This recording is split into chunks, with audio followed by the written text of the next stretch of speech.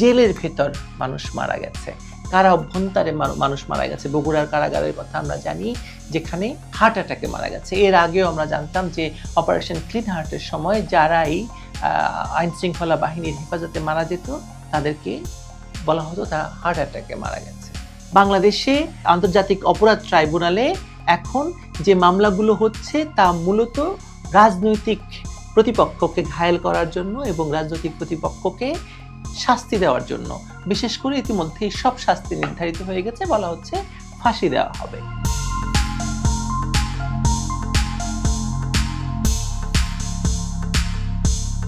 মানবতা বিরোধী অপরাধ যে জুলাই সন্ত্রাসের সময় ঘটেছে সে কথা বিশ্ববাসী স্বীকার করতে শুরু করেছে।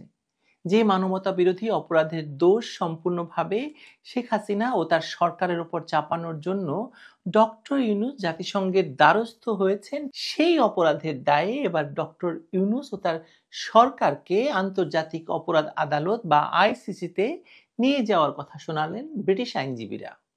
স্টিভেন পাউলস কেসি এবং ডাউটি স্ট্রিট চেম্বার্সের আইনজীবীরা আন্তর্জাতিক অপরাধ আদালত বা আইসিসিতে আইসিসি সংবিধির 15 নম্বর ধারার অধীনে একটি যোগাযোগ প্রস্তুত করার জন্য নিযুক্ত হয়েছেন।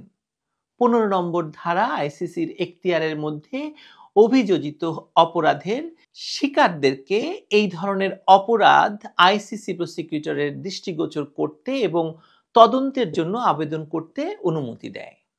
2024 সালের 8 আগস্ট ডক্টর ইউনূস বাংলাদেশে ক্ষমতা গ্রহণের পর থেকে সাংবাদিক, পুলিশ কর্মকর্তা, সংখ্যালঘু সম্প্রদায়ের সদস্য এবং পূর্ববর্তী সরকারি দল বা আওয়ামী লীগের সঙ্গে সংযুক্ত ব্যক্তিদের বিরুদ্ধে অসংখ্য অপ্রত্যাশিত এবং হিংসাত্মক ঘটনা সংঘটিত হয়েছে, আক্রমণ সংঘটিত হয়েছে। অভিযোগ রয়েছে হত্যা, মিথ্যা ফৌজদারি অপরাধে স্বেচ্ছাচারী কারাদণ্ড, বিশেষ করে সাংবাদিকদের ক্ষেত্রে নিয়ন্ত্রণহীন জনতার হিংসা অথবা মব আক্রমণ এবং ধর্মীয় হিংসার প্ররোচনা, যেমন বাংলাদেশি হিন্দুদের উপর আক্রমণ এবং হিন্দু মন্দির ধ্বংস করা, মাজার ধ্বংস করা এবং অন্য ধর্মাবলম্বীদের উপর আক্রমণ। বাংলাদেশে এই অভিযোগে দায়ীদেরকে জবাবদিহি করার জন্য কোনো পদক্ষেপ আসলে এ পর্যন্ত নেওয়া হয়নি। উল্টো তাদেরকে দেশ ছাড়া করতে হয়েছে। অসংখ্য মানুষ পালিয়ে আছে। ডেভিল হান্ট নামে একটি অপারেশন করে, অপারেশনের ঘোষণা দিয়ে সারা বাংলাদেশে লক্ষ লক্ষ মানুষকে গ্রেপ্তার করা হচ্ছে। ইতিমধ্যেই অন্ততপক্ষে 22 জনের নিহত হওয়ার খবর পাওয়া গেছে সেনাবাহিনী এবং বা যৌথ বাহিনীর নির্যাতনের মুখে। জেলের ভেতর মানুষ মারা গেছে, কারা অভ্যন্তরে মানুষ মারা গেছে। বগুড়ার কারাগারের কথা আমরা জানি, যেখানে হার্ট অ্যাটাকে মারা গেছে। এর আগেও আমরা জানতাম যে অপারেশন ক্লিন হার্টের সময় যারাই আইন শৃঙ্খলা বাহিনীর হেফাজতে মারা যেত তাদেরকে বলা হতো তারা হার্ট অ্যাটাকে মারা গেছে। আয়নাঘরের অজুহাত দেখানো হয়েছে, কিন্তু নতুন করে সারা বাংলাদেশ এখন আয়নাঘর হিসেবে, ডক্টর ইউনূসের আয়নাঘর হিসেবে আবির্ভূত হয়েছে। 15 নম্বর ধারার যে কথাটি বলছিলাম, যোগাযোগটি বাংলাদেশে এই নৃশংসতার শিকার এবং সাক্ষীদের কাছ থেকে সংগৃহীত প্রমাণের ভিত্তিতে তৈরি করা হবে। এই আক্রমণগুলোর ব্যাপকতা এবং পদ্ধতিগত প্রকৃতি ইঙ্গিত দেয় যে এগুলো সর্বোচ্চ পর্যায়ে পরিকল্পিত ছিল এবং আইসিসি সংবিধানের 7 নম্বর ধারার অধীনে হত্যা, নির্যাতন এবং কারাদণ্ড বা স্বাধীনতার গুরুতর বঞ্চনার মতো মানবতার বিরুদ্ধে অপরাধের পর্যায়ে পড়ে।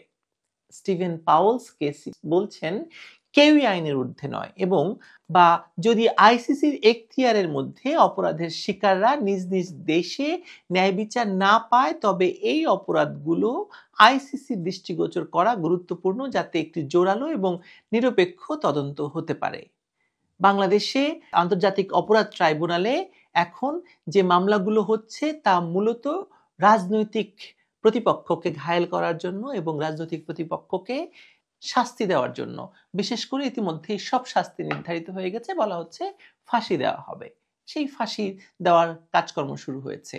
সেটা দেখেই হয়তো এই বিদেশি আইনজীবীদের মনে হচ্ছে যে বাংলাদেশে এর শিকার, এই যে নির্দিষ্টভাবে ফাঁসি দেওয়ার যাদেরকে কথা বলা হচ্ছে, তারা হয়তো বাংলাদেশে ন্যায় বিচার পাবে না। সে কারণেই আইসিসির দৃষ্টিগোচর করা এই গুরুত্বপূর্ণ অপরাধ সমূহের জন্য। এই অভিযোগের অনেকগুলো কেস স্টাডির সঙ্গে একটির কথা উল্লেখ করা হয়েছে, যেখানে বলা হয়েছে যে শাহিন আলম নামে একজনের ছোট ভাই, যার নাম শামীম মোল্লা, ডক্টর ইউনূস ক্ষমতা গ্রহণের পর তার অনুসারীদের দ্বারা অপহৃত এবং নিহত হয়েছেন। মিস্টার আলম বলেছেন, আমার ভাইকে একটি অর্থহীন আক্রমণে নির্মমভাবে হত্যা করা হয়েছে। সাম্প্রতিক মাসগুলোতে বাংলাদেশে আইন শৃঙ্খলাহীন অবস্থায় পুরোপুরি নিমজ্জিত হয়ে গেছে।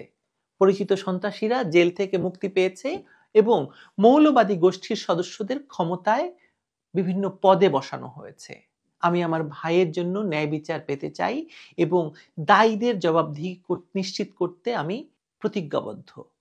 আমরাও বলে আসছিলাম যে শেখ হাসিনার সরকারকে ক্ষমতা থেকে হটানোর জন্য দেশি বিদেশি চক্রান্তের সঙ্গে যোগ হয়েছে বিপুল পরিমাণে অর্থ, অস্ত্র এবং বহুবিধ ক্ষমতাবান মানুষের।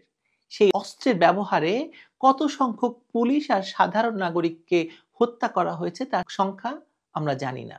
মজার ব্যাপার হচ্ছে, সম্প্রতি উপদেষ্টার আসিফ মাহমুদ এক সাক্ষাৎকারে বলেছেন যে তাদের উদ্দেশ্য ছিল, যদি তখন সরকারে বাধা আসতো তখন তাদের এত অস্ত্র ছিল যে তারা সশস্ত্র যুদ্ধের পরিকল্পনা করছিল। অথচ দেখুন, রাতারাতি জাতিসংঘ একটি রিপোর্ট দিয়ে দিল ডক্টর ইউনূসের পক্ষ হয়ে বা ডক্টর ইউনূসের জন্য। আর ওদিকে ডক্টর ইউনূসের জুলাই সন্ত্রাসের সরকার কি করলো?